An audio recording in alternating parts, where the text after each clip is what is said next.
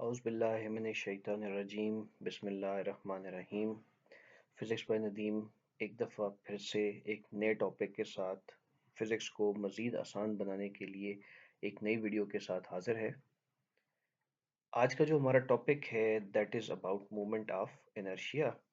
और moment of inertia क्या होता है उसके लिए हमें पहले इनर्शिया का पता होना ज़रूरी है। तो inertia is basically a property of a body which resists the change.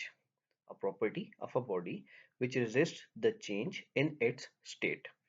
वो स्टेट ऑफ मोशन भी हो सकती है, वो स्टेट आपके पास स्टेट ऑफ रेस्ट भी हो सकती है। तो किसी भी स्टेट में जो चेंज है, चेंज ऑफ स्टेट को रोकने के लिए जो एजेंसी काम करती है, that thing is known as inertia. और इन अदर वर्ड्स हम अगर एग्जांपल से इसको देखें तो कोई भी चीज़ अगर आपके पास हम किसी को मूव करना चाहें तो have to put a force on it. अब हम अगर फोर्स लगाना चाह रहे हैं किसी भी बॉडी पे तो फोर्स से कुछ ना कुछ तो होना चाहिए, उसको ऑब्वियसली मूव करना चाहिए। लेकिन फोर्स पे सिर्फ बात डिपेंड नहीं करती, जो बात है वो उस बॉडी के मास पे डिपेंड करता है। कि अगर हमारे पास कोई छोटी बॉडी पड़ी है जिसका मास कम है, तो कम मास वाली बॉडी पे फोर्स लगाना इजी है और उसको मूव करना इजी है। और अगर कोई हैवी बॉडी पड़ी हुई है हमारे पास तो उसको फोर्स लगा के मूव करना एक डिफिकल्ट चीज़ है। दैट मीन्स उसके लिए हमें ज़्यादा फोर्स रिक्वायर्ड है।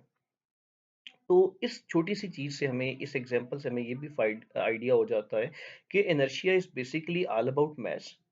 कि मैस क्या चीज़ है और मैस के बारे में हमने बताना है। अब जितना मैस किसी बॉडी का ज़्यादा होगा उतना उसमें चेंज लाना डिफिकल्ट है, चाहे फिर उसको मूव करना हो या एक हैवी चीज़ को, मूव होती हुई चीज़ को रोकना। इसी तरह से जो मोमेंट ऑफ इनर्शिया है, या यूं कह लें कि inertia is all about quantity of mass. कितना मास है, कितनी उसकी क्वांटिटी है। जितनी क्वांटिटी ज्यादा होगी उतना इनर्शिया ज्यादा होगा, जितना मास की क्वांटिटी कम होगी उतना इनर्शिया कम होगा। सेम एज ये तो हो गया लीनियर में, जब आप स्ट्रेट लाइन पे बात करते हैं, किसी भी चीज़ को हमने मूव करना है स्ट्रेट लाइन में तो वहां पे हम इनर्शिया की बात करते हैं। लेकिन हमने हर चीज़ को स्ट्रेट लाइन में तो नहीं लेके जाना। कुछ चीज़ों को हमने सर्कुलर पाथ में या रोटेशनल मोशन में भी लेके जाना है, तो उसके लिए हम मोमेंट ऑफ इनर्शिया को डिफाइन करते हैं। Moment of inertia is same as that of mass. लेकिन हम अपने पिछले 2-3 टॉपिक्स में यही चीज़ पढ़ते आ रहे हैं कि जहाँ कहीं पे भी हमने लीनियर क्वांटिटी को किसी भी एंगुलर क्वांटिटी के साथ रिलेट किया है, या हमने उसको, उसके लिए कोई लिंक बनाया है, तो रेडियस किसी न किसी वे में इन्वॉल्व लाजमी हो रहा है। सेम हेयर आपके पास अगर मैं मोमेंट ऑफ इनर्शिया को डिफाइन करूं तो moment of inertia is the product of mass of body and the square of distance from the axis of rotation is called moment of inertia. ठीक है, mass of the body and the square of the distance from the axis of rotation, this is known as moment of inertia। ठीक है, इसको अगर हम देखा जाए तो बेटा this is represented by I and this is equal to, हमारे पास किसके इक्वल है, this is equal to mr square as cleared by the definition mass of the body and the square of the distance from the axis of rotation, and distance from the axis of rotation means the radius of the circular motion। This equation is known as, this equation tells us about the moment of inertia। अब moment of inertia को explain करने के लिए हम एक mess consider कर लेते हैं, कोई भी एक मैस है। लेट्स से यहाँ पे हम एक मैस कंसिडर कर लेते हैं। इस मैस को हमने सर्कुलर पाथ में घुमाना है। तो हमने यहाँ पे एक मैस कंसिडर कर लिया, जिस मैस को हमने इस सर्कुलर पाथ में रोटेट करना है। तो सबसे पहले तो इस मैस को एक मैसलेस रिजिड रॉड के साथ जो है हम इस सेंट्रल पॉइंट के साथ फिक्स कर देते हैं। इस मैसलेस रिजिड रॉड को यहाँ पे लाने का मकसद क्या है। रिजिड बॉडी कोई भी एक ऐसी बॉडी होती है कि जिसके ऊपर अगर हम कोई भी किसी किस्म की फोर्स लगाते हैं तो उस फोर्स की वजह से उसके जो डिफरेंट पॉइंट्स हैं, for example the any points between this point and this point, जो भी बॉडी पे पॉइंट्स हैं उनका जो डिस्टेंस है वो आपस में चेंज नहीं होता। तो जब डिस्टेंस ही चेंज नहीं हो रहा तो दैट मीन्स कि हम इसको यहाँ पे इसलिए लगा रहे हैं ताकि जो बॉडी हम मूव कर रहे हैं वो प्रॉपर एक सर्कुलर पाथ में जाए। क्योंकि सर्कुलर पाथ को जब हमने डिफाइन किया था तो we said that in any circular motion the distance from a fixed origin must be similar. तो इस पॉइंट M का इस ओरिजिन O से डिस्टेंस सेम रखने के लिए हम उसे एक मैसलेस रिजिड रॉड के साथ कनेक्ट कर देते हैं। नेक्स्ट थिंग इज कि ये जो पॉइंट हमारे पास O पॉइंट है, दिस मस्ट बी फ्रिक्शनलेस। उसकी रीजन क्या है? उसकी रीजन ये है कि अगर हमारे पास यहाँ पे फ्रिक्शन होगी तो instead of calculating the inertia of this body, or instead of calculating the moment of inertia of this body, we have to find, or we have to put some extra efforts to move this point. तो इस point को हमने frictionless रखना है, ताकि friction नहीं होगी तो हमारे पास इस रॉड का यहाँ पे होना ना होना एक किस्म का बराबर होगा, और हम पॉसिबली इस मैस के लिए मोमेंट ऑफ इनर्शिया फाइंड कर सकते हैं instead of finding extra values from this point. तो एक चीज तो ये होगी। अब नेक्स्ट हमें पता है कि अगर हमने इस मैश को यहाँ से मूव करना है तो हमें फोर्स लगानी पड़ेगी। अब सबसे पहले as we know that force जो है जब भी हम लगाते हैं तो न्यूटन ने हमें बता दिया कि फोर्स जब भी लगाओगे that force is equal to m into a. That is very easy.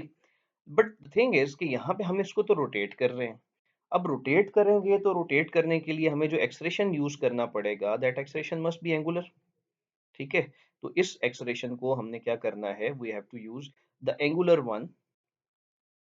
तो हम एंगुलर ले लेते हैं और हमें पता है कि ए एंगुलर जो है टेंजेंशियल जो है उसको अगर हम रिलेट करें तो this is equal to r alpha. यहाँ पे ये हमारे पास एंगुलर है, ये हमारे पास लीनियर है। इस लीनियर को हमने कन्वर्ट करना है टू एंगुलर। मैं यहाँ पे लिख देता हूँ कि हमने किसको किस में कन्वर्ट करना है, लीनियर टू एंगुलर। ठीक है, this is linear which have we have to convert it to angular. अब नेक्स्ट जो हमारे पास चीज गिवन है that is a is equal to r alpha, ये वाली वैल्यू उठाएंगे हम यहाँ से और ये वैल्यू हम पुट कर देंगे इस इक्वेशन में। तो आपके पास जो f है that f is equal to, value put कर देते हैं, m एज इट इज आ जाएगा और r, और साथ में आपके पास आ जाएगा alpha. This is the force which have to put or which you have to apply on this body to move it around this circular path। अब इस फोर्स को हमने इसके ऊपर लगा दिया है, F is equal to M R alpha हमारे पास गिवन है, इसके ऊपर हमने लगाना है, इसको मूव करना है, which is very simple. But issue है, एक छोटा सा इशू यहाँ पे ये है कि हमने लीनियर से उसको एंगुलर में कन्वर्ट तो कर लिया, that is very easy. But जहां जहां पे हम इसको मूव कर रहे हैं, जहां जहां पे हम इसको यहाँ से लेके जाएंगे, तो ये तो सर्कुलर पाथ है। और सर्कुलर पाथ में आपके पास जो फोर्स है, फोर्स तो किसी भी चीज को लीनियर पाथ में लेके जाती है या लीनियर वे में उसको वहां से रोटेट करवाती है, सॉरी मूव करवाती है। लेकिन हम तो सर्कुलर पाथ की बात कर रहे हैं, तो सर्कुलर पाथ में we must remember one thing, that हम एक चीज पढ़ चुके हैं कि हमारे पास जो turning effect of the force है that is known as something, और वो हम क्या कहलाते हैं जी, क्या कहते हैं उसको, turning effect of force is called torque. Right. अब इसका मतलब ये है कि हमें यहाँ पे टॉर्क की बात भी करनी है, टॉर्क को भी एक्सप्लेन करना है। अब इसकी वजह से इस टॉर्क को हमने कुछ इस तरह से एक्सप्लेन कर लेना है कि ये जो टॉर्क है सबको पता है कि this is basically force times the moment arm कह लो या आपके पास जो है आर कह लो उसको। तो टॉर्क को हम अगर डिफाइन करें तो this torque is equal to R into F. Right. अब हमें इस पार्टिकल को यहाँ से रोटेट करवाना है, इसका मतलब है इसको टर्निंग इफेक्ट पे लेके जाना है। टर्निंग इफेक्ट पे लेके जाना है तो टॉर्क प्रोड्यूस करवाना पड़ेगा ऑब्वियसली। तो टॉर्क के लिए हमें क्या करना पड़ेगा, this is R into F, simple as that. ये हमारे पास फोर्स की इक्वेशन ऑलरेडी दी हुई है। ठीक है, और अगर हम टॉर्क की बात करना चाह रहे हैं तो put this value of force into this thing, और हमारे पास जो इक्वेशन बन जाती है that is equal to torque which is equal to R as it is into M are alpha. और considering that this force is perpendicular to this thing, और यहाँ पे हम ये बात याद रखेंगे कि हम एक लीनियर फोर्स की बात कर रहे हैं, ये लीनियर फोर्स है, क्योंकि जो हम अगर एंगुलर फोर्स की बात करेंगे तो यहाँ एंगुलर फोर्स नहीं हो सकती, this force is linear one. Torque angular force होता है। और अगर आपको टॉर्क वाला टॉपिक आपने पढ़ा है, नहीं पढ़ा, तो there is a link down there in the description, you can go and you can check that video of the torque as well। Torque is basically same thing as that of force in linear momentum or in any linear thing, right? You can say force does the same thing, a force does the same happenings on any body which torque does on anything which actually rotates। Easy words में यूं कह सकता हूं कि force वही काम linear वे में करती है जो टॉर्क एंगुलर वे में करता है। तो दैट मींस कि फोर्स, या यूं कह लो torque is an analog for the force in rotational motion. कि टॉर्क जो है वो रोटेशनल मोशन में वही काम करेगा जो फोर्स लीनियर वे में करती है। तो this is the linear force. और कोई भी फोर्स जो है that is simply perpendicular to the circle, क्योंकि हम लीनियर की बात कर रहे हैं that, so the force must be perpendicular. अब इसमें और रेडियस में जो एंगल बन रहा है दैट इज 90 डिग्री। हमें पता है कि R F sine of theta होता है। अगर हम इस क्रॉस प्रोडक्ट को ओपन करें तो यहाँ पे अगर आप देखो तो हमें हमारे पास जो साइन ऑफ थीटा होगा that sine theta will be sine 90। So sine 90 is 1 which means maximum value. यहाँ पे साइन थीटा को इसके साथ एक्सप्लेन करने की जरूरत नहीं है, राइट। तो ये तो एक चीज हमारे पास ये क्लियर होगी कि टॉर्क जो है that is equal to this thing. Next हम इसको थोड़ा सा एक्सप्लेन कर लेते हैं, और हम इसको एक्सप्लेन किस तरह से करते हैं उसकी तरफ भी चलते हैं नेक्स्ट हम। ओके जी, तो यहाँ पे हमारे पास ये चीज आ गया, मोमेंट ऑफ इनर्शिया को हमने एक्सप्लेन करना है। तो let's go on with next thing. अब torque is equal to R भी गिवन है, एम आर स्क्वायर गिवन है। इसको अगर हम टोटल लिखते हैं तो this is torque is equal to, ये सारी वेक्टर क्वांटिटीज हैं, रिमेंबर दैट। ये आपके पास आ जाएगा एम एज इट इज आ जाएगा आर स्क्वायर। क्यों? क्योंकि ये आर और ये आर आपस में मल्टीप्लाई हो गया, तो this is M R square and then you get alpha. This is the basic thing for the torque. अब टार्क में हमें ये पता है this is angular motion, angular acceleration. बाकी ये जो आपके पास गिवन है M R square, this is known as moment of inertia, जो हमने पहले डिफाइन भी कर चुके हैं। तो आपके पास यही जो इक्वेशन है, कंप्लीट इक्वेशन, वो आपके पास कुछ इस तरह से आ जाएगी। We can write this torque is equal to I alpha, right, where I is equal to M R square, right. तो ये पूरे का पूरा जो आई यहाँ पे गिवन है, this I is equal to M R square, और टॉर्क की वैल्यू आपके पास क्या आ गई है, that is I alpha, right. एक तो ये चीज होगी हमारे पास, वेरी क्लियर हो गया कि अब टॉर्क हमने देख लिया, टर्निंग इफेक्ट भी देख लिया, मोमेंट ऑफ इनर्शिया को देख रहे हैं हम। अब इसके साथ साथ दो चार बातें हमने बतानी जरूरी हैं कि अगर हम इसको इस तरह से देख के ना चलें टॉर्क इसके इक्वल है, तो हम सिंपली इसको इस तरह से भी एक्सप्लेन कर सकते हैं कि अगर हमारे पास फोर्स की वैल्यू गिवन थी, फोर्स की वैल्यू को आप दोनों साइड पे मल्टीप्लाई कर लो बाय द आर, और उससे हिसाब से भी फिर आपके पास आंसर जो है वो एट द एंड सेम आने वाला है, राइट। तो ये तो एक इक्वेशन हमारे पास आ गई कि torque is equal to I alpha. यहाँ पे मेन इंपॉर्टेंट चीज जो है वो आई है, मोमेंट ऑफ इनर्शिया है। और इस पूरे टॉपिक से हमें जो चीज क्लियर होती है वो ये है कि मोमेंट ऑफ इनर्शिया जो रोल प्ले कर रहा है यहाँ पे इस पूरी मोशन में, वो रोल सेम है जो इनर्शिया प्ले करता है लीनियर में। और दैट मीन्स कि जो काम मैस लीनियर वे में करता है, वही काम यहाँ पे मोमेंट ऑफ इनर्शिया कर रहा है। तो मोमेंट ऑफ इनर्शिया जो है वो सिर्फ मैस पे डिपेंड नहीं कर रहा। यहाँ पे एंगुलर मोशन में moment of inertia does depends on the square of radius और the square of the axis of distance from the axis of rotation, ठीक है। तो यहाँ पे इस मैस में और मोमेंट ऑफ इनर्शिया में, या यूं कह लो इनर्शिया में और मोमेंट ऑफ इनर्शिया में डिफरेंस ये है कि inertia is just dependent on mass of a body, but moment of inertia does depend on mass as well as the square of the radius of the circle, right. तो एक तो ये हमारे पास ये चीज क्लियर हो गई। नेक्स्ट अब हमने देखना ये है कि अगर हम मोमेंट ऑफ इनर्शिया को किसी रिजिड बॉडी पे अप्लाई करते हैं, और रिजिड बॉडी का मतलब क्या है, ये नहीं अब रिजिड इस रिजिड रॉड की बात नहीं कर रहा, मैं एक पूरा रिजिड बॉडी की बात कर रहा हूँ। तो रिजिड बॉडी पे अगर हम अप्लाई करते हैं तो उससे क्या होता है हमारे पास, चलें जी उसको देख लेते हैं जल्दी से। हम एक रिजिड बॉडी बना लेते हैं। तो हम इस रिजिड बॉडी को एक कंसिडर कर लेते हैं, just think this as a rigid body. और इसमें एक पॉइंट ओ को फिक्स कर देते हैं। दैट मींस इस रिजिड बॉडी को हमने इस साइड से हमने फिक्स कर दिया। ये हमारा सेंट्रल पॉइंट है जिसके ऊपर इस पूरे का पूरा, सेंट्रल पॉइंट डजंट मीन कि एक ऐसा पॉइंट जो सेंटर में हो, ये बात अपने ज़हन में क्लियर रखिएगा। Central point means the fixed point, right. तो ये पॉइंट हमने इसका फिक्स कर दिया। हम यहाँ फिक्स कर सकते थे, यहाँ फिक्स कर सकते थे। तो यार ये वो पॉइंट है जो हमने फिक्स कर दिया, और बाकी अब जो रिजिड बॉडी है ये पूरे का पूरा इस पॉइंट के इर्द गिर्द हमारे पास जो है वो घूमेगा। तो हमने क्या करना है, हमें टॉर्क का फार्मूला पता है that the torque is M R square alpha which is equal to I alpha. ये भी हमने पढ़ा है, अभी हमने प्रूव किया है। और इसी इक्वेशन से हमें पता चलता है कि I is equal to M R square.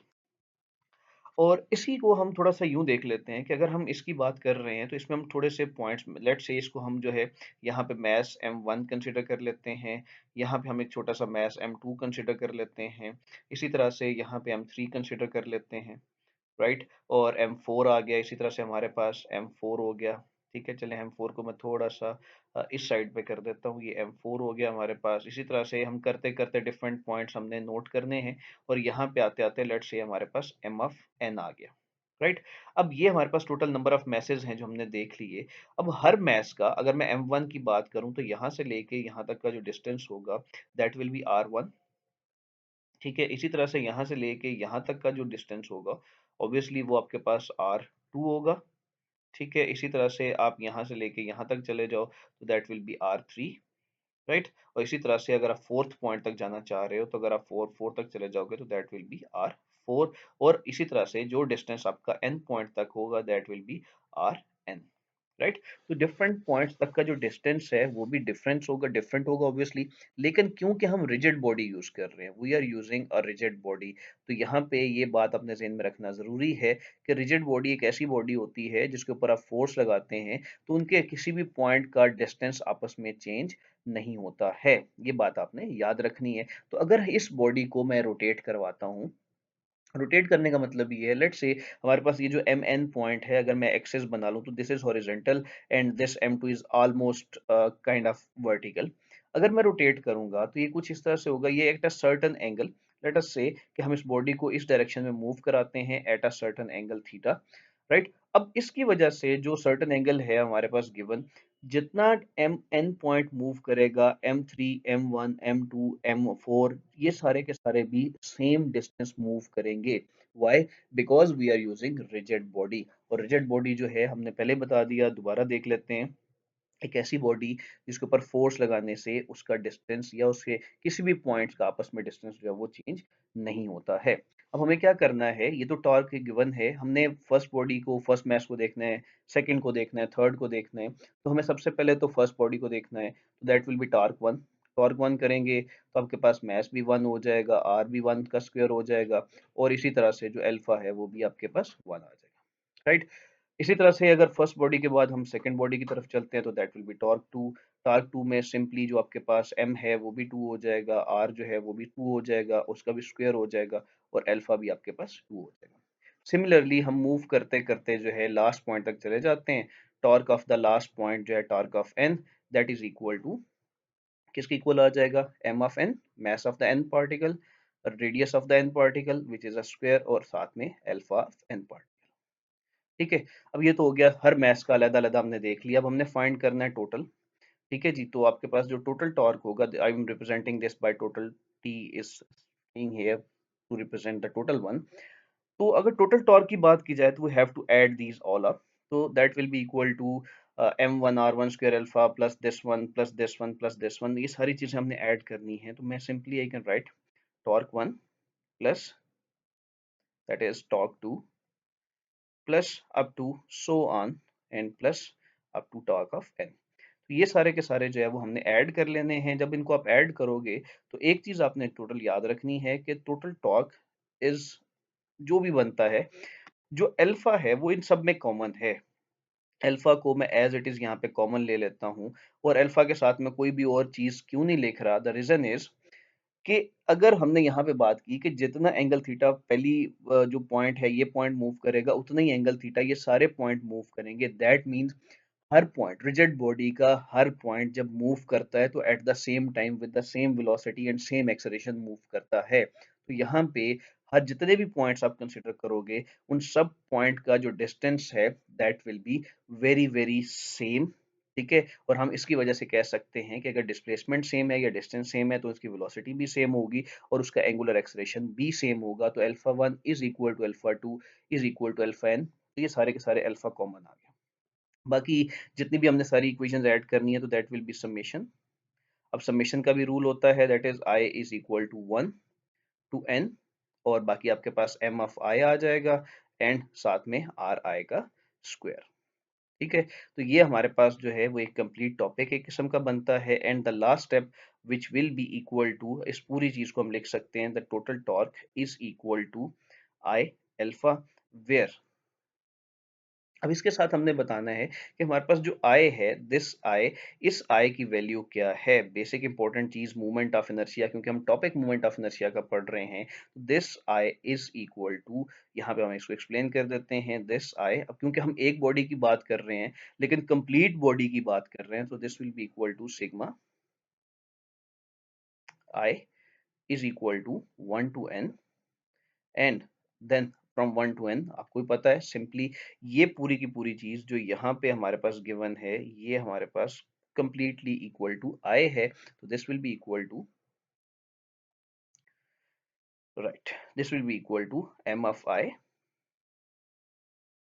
And r i square, right? So this a whole thing, this whole value is representing us with the moment of inertia। और ये हमें बता रहे हैं कि किसी भी बॉडी को जब मूव करोगे तो उसमें टोटल जितने भी नंबर ऑफ मैसेज हैं वो सब मूव करेंगे, उन सब का रेडियस काउंट होगा, और उन सब को जब आप सम अप करोगे तो you will get with the total moment of inertia of any given body, right? तो ये हमारे पास जो है मोमेंट ऑफ इनर्शिया है। बड़ी सिंपल सी बातें हैं, बड़ा सिंपल सा टॉपिक है, छोटी छोटी चीजें हैं। एक चीज जो इसमें हमें एक्सप्लेन करना जरूरी है, बाकी सारी टॉपिक तो हमारा कंप्लीट हो गया, बट क्योंकि हमारे पास जो शेप है, बॉडीज हैं, वो डिफरेंट हम काउंट कर सकते हैं, डिफरेंट वेज हमारे पास आ सकते हैं। तो कहीं पे वो हमारे पास सिंपल रॉड की फॉर्म में आ सकता है, कहीं पे हमारे पास जो है this is basically A part of, चले मैं ये बताता चलूं, this is kind of long question for any question. तो अगर हम यहाँ पे बात करें, मैं दोबारा से इस चीज को मेंशन कर दूं कि हमने अभी जो टोटल फाइंड किया that will be equal to torque is equal to summation I is equal to 1 to n m of I r I का स्क्वायर एंड अल्फा, राइट? तो ये हमारे पास जो है वो टोटल टॉर्क गिवन है, जो मूवमेंट ऑफ इनर्शिया, जिसमें ये पूरी की पूरी वैल्यू यहाँ से लेके तो यहाँ तक जो वैल्यू है दैट इज इक्वल टू आई। अब डिफरेंट शेप्स हमारे पास आ सकती हैं, हमारे पास आपके पास जो है वो लीनियर थिन रॉड आ सकता है, राइट? अगर हम रॉड की बात करेंगे तो आपके पास मोमेंट ऑफ इनर्शिया क्या होगा, we have to calculate the moment of inertia for this rod. Then हमारे पास जो है हुप हो सकती है, ठीक है? हुप और रिंग हम इसको मेंशन कर लेते हैं। हुप आ गई आपके पास जो है वो रिंग हो सकता है, राइट? इसी तरह से फिर हमारे पास जो है सॉलिड डिस्क हो सकती है, तो हम डिस्क की बात कर लेते हैं। और इसमें हमने साथ में ये भी मेंशन कर देते हैं कि डिस्क हो या सिलेंडर हो, दोनों के लिए सेम मोमेंट ऑफ इनर्शिया हम यूज करते हैं। और इसी तरह से हमारे पास जो है वो सफेयर भी आ सकता है। ये डिफरेंट वो शेप्स हैं जो हमारे पास आ सकती हैं। तो we have to find the moment of inertia for all of these things. तो उसके लिए हम एक काम करते हैं, सबसे पहले थिन रॉड की बात कर लेते हैं। रॉड का जो मोमेंट ऑफ इनर्शिया है that is 1/12 M L square. तो इसमें एल का स्क्वायर क्यों है? देखिए, क्वेश्चन इज कि मोमेंट ऑफ इनर्शिया क्या था, एम आर स्क्वायर। यहाँ पे अब रॉड की बात की जाए तो रॉड जो है उसमें लेंथ होती है, रॉड में रेडियस नहीं होता, तो इसलिए हम बजाय इस रेडियस को कवर करने के हम पूरे रॉड की लेंथ कवर करते हैं। और दिस इज इक्वल टू, ये फिक्स वैल्यूज हैं जो ऑलरेडी कैलकुलेटेड है, हमारे सिलेबस का पोर्शन नहीं है, सो अभी मैं इस डिटेल में नहीं जा रहा। इंशाल्लाह नेक्स्ट किसी वीडियो में हम इसकी एक्सप्लेन पे भी जाएंगे, इसकी एक्सप्लेनेशन पे जाएंगे कि how it is equal to 1/12 ml square, but till then just एक सिंपल सी बात कि अब जो थिन रॉड है that is equal to 1/12 ml square. ये आपके पास एमसीक्यू आ सकता है, और इसमें आपके पास जो है वो पूछा जा सकता है कि फॉर एग्जांपल यूं कह सकते हैं, न्यूमेरिकल आपके पास आ सकता है और अपने न्यूमेरिकल सॉल्व करना होगा। इसी तरह से अगर हुप एंड रिंग की बात की जाए तो this I is equal to M R square, right? इसके लिए एम आर स्क्वेयर ही है, एज इट इज है। हुप क्या है, रिंग क्या है? हुप और रिंग एक ऐसी चीज होती है, जैसे हम ओ बनाते हैं, जैसे फॉर एग्जांपल ये है, ठीक है? तो ये आपके पास आउटर लेयर तो शो हो रही है, लेकिन इसके इनर में कुछ भी नहीं है, इनर एम्प्टी है। तो ऐसी चीज को आप क्या बोलते हैं? It is known as hoop और रिंग, राइट? अब इसी तरह से, सॉरी, अब ये तो हो गया हुप हमारे पास। अगर मैं डिस्क की बात करूं या सिलेंडर की बात करूं तो उसके लिए बेटा आपके पास जो आई है that is equal to half M R square, right? अब ये हाफ क्यों होता है, R M R square complete क्यों है डिस्क के लिए, क्यों नहीं है कंप्लीट? ये सारी चीजें प्रूफ हैं और ये बताने वाली चीजें हैं, लेकिन वो हमारी वीडियो का पोर्शन नहीं है, हमारे सिलेबस का पोर्शन नहीं है, इसलिए उस डिटेल में हम फिलहाल नहीं जा रहे। हम जस्ट इसकी वैल्यू पुट कर रहे हैं। अब डिस्क में और सिलेंडर में क्या डिफरेंस है हुप और रिंग से? हुप और रिंग हमारे पास सेंटर से खाली होता है, लेकिन अगर मैं डिस्क की बात करूं तो यहाँ पे हम इसको जी बना लेते हैं। अगर ये मेरे पास डिस्क है तो this will be completely filled from inside, right? तो हम इसको फिल कर लेते हैं, इसमें कोई भी एम्प्टी स्पेस नहीं होगा। अब this is not a sphere, ये या चीज याद रखिएगा, it looks like a sphere on a diagram, because क्योंकि मैं अगर कोई चीज बना रहा हूं तो it looks like second dimension, या यूं कह लो कि हमारे पास ये एक सेकंड डायमेंशन चीज है, इस वजह से मैं उसको एक्सप्लेन उस तरह से प्रॉपर नहीं कर पा रहा। बट चले हम इसको यहाँ से इस तरह से तो नहीं शो करते, बट वी जस्ट से कि हमारे पास जो है ये कंप्लीटली इस तरह से डेस्क है which is completely filled from the inside, right, इसमें कोई एम्प्टी स्पेस नहीं होगी। तो डिस्क और हूप जो है, सॉरी, इसमें जो डिफरेंस है डिस्क और हूप में वो ये है कि hoop is empty from the inside and disc का cylinder is completely filled from the inside, right. उसके बाद नेक्स्ट हमारे पास जो है सफेयर रह गया, एंड सफेयर क्या है, सफेयर के लिए मोमेंट ऑफ इनर्शिया जो है that is I is equal to 2/5 mr², right. ये भी आपके पास जो है वो एक प्रूव्ड इक्वेशन है, तो हमें इसको भी एक्सप्लेन करने की जरूरत नहीं है। आई इज इक्वल टू 2/5 mr² है। कहीं पे भी अगर आपके पास कोई न्यूमेरिकल आ जाता है, कोई क्वेश्चन आ जाता है और वो आपसे हूप की बात करता है, तो आपने moment of inertia mr² put करना है। रॉड की बात करता है तो आपको ये फार्मूला पुट करना है। सफेयर की बात करता है तो आपको ये फार्मूला पुट करना है। और अगर डिस्क और सिलेंडर की बात करता है तो आपको ये वाला फार्मूला पुट करना है। ठीक है, ये हमारे पास जो है ये टोटल टॉपिक हमारा क्लियर हो गया मोमेंट ऑफ इनर्शिया का। आज के लिए टॉपिक इतना ही है। इसी में उम्मीद करता हूँ कि आपको ये सारी बातें समझ में आ गई होंगी। कोई ऐसी बात जो रह गई हो, समझ ना आई हो, नीचे कमेंट में लाजमी मेंशन कीजिएगा। और भूलिएगा मत, इस वीडियो को अपने क्लास फेलोज, अपने दोस्तों के साथ शेयर करें, ताकि अगर आपको कॉन्सेप्ट समझ में आ रहा है तो उनके कॉन्सेप्ट भी क्लियर हो जाए, राइट।